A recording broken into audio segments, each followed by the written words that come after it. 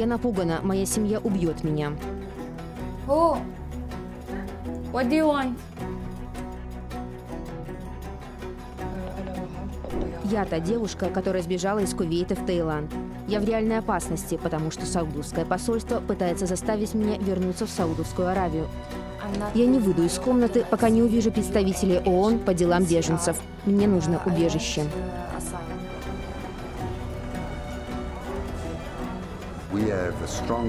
Мы решительно действовали с правительством Таиланда и получили заверение в том, что до завершения расследования и принятия какого-либо решения она не будет отослана обратно, иначе это будет насильственное возвращение, и ее личная свобода может быть поставлена под угрозу.